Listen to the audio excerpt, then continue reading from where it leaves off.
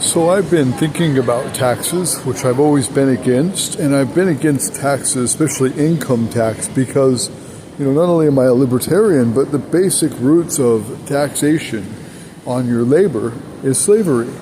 If anybody owns a part of your labor, part of your income, you're a slave. That's just the definition, if you look it up, of slavery. So I don't agree with it on that basis. Maybe there should be a consumption tax, maybe because of roads and bridges and utilities and government assistance of trade and markets. There should be some sort of consumption tax, but I don't believe in income tax. I think it's slavery. But people keep suggesting that, people like Elon Musk, who paid something like $5.5 billion in taxes last year, aren't paying their fair share of taxes. The lower 50% of income earners paid a negative 9% income tax in the U.S.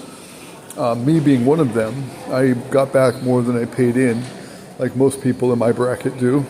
I'm not a very high income earner anymore, but I've always gotten more back than I've paid in. It's always the wealthy that pay. I think the top 10% pay 90% of all income taxes collected. But if we were to take all 813 billionaires' entire wealth, all of their wealth, it would equal $6.72 trillion. There's 813 billionaires in the U.S. Their wealth is worth $6.72 trillion. And the U.S. budget is $6.9 trillion a year. So that's not even a full year's worth of budgeting for our government, for our expenses.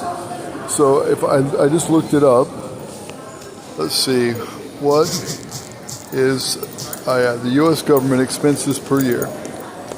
So that is 6.9 trillion, and I don't believe that includes our interest on debt, our whatever $37 trillion debt that we've got. We pay over $1 trillion a year in interest on that debt.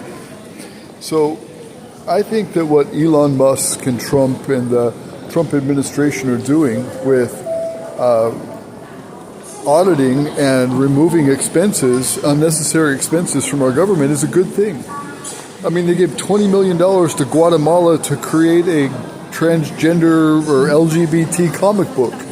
They paid for, just some of the most ridiculous stuff. I think they did the same thing or something similar in Belarus.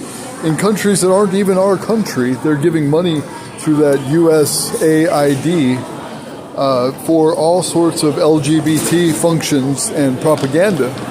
And that's just some of the stupid expenses that they've made. They've cut over $1 billion in stupid expenses from USAID just in the last month. I think them auditing or even closing down the U.S. Department of Education, this is something I said long before Trump. This is something I've always sided with Ron Paul on.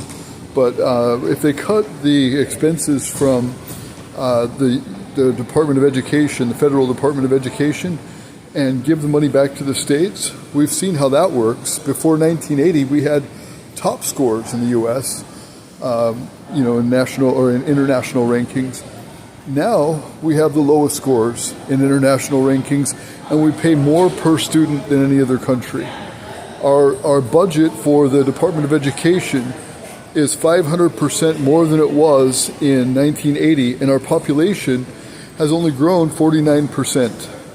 So there's no justification for it, nor is there any better results. So, it's common sense, it's logic. We cut the budget of these insane departments of the federal government, and we cut this, it's nothing less than money laundering.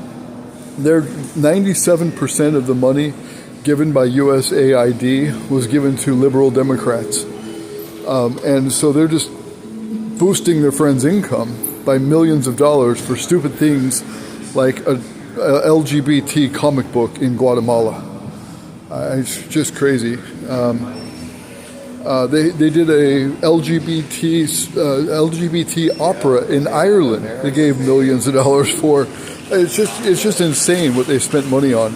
And I totally agree with the Trump administration cutting expenses rather than stealing the wealth from people. If we stole all the wealth from all the billionaires, that's not even 1 year's government function, government expense in the federal government. That wouldn't even run our government for a full year if we took all of the billionaires' wealth, all of it, and paid our bills with it. It wouldn't even cover that. And then we wouldn't have any industry. We wouldn't be competitive in the world market. We wouldn't have people like Elon Musk leading the space race and all these other ventures that he's got going. It's crazy if we took all the money away from these people that are heavily investing in technology and jobs in our country. What would we be? We'd be a third world country if we did that. So anyway, I'm just glad to see this working out.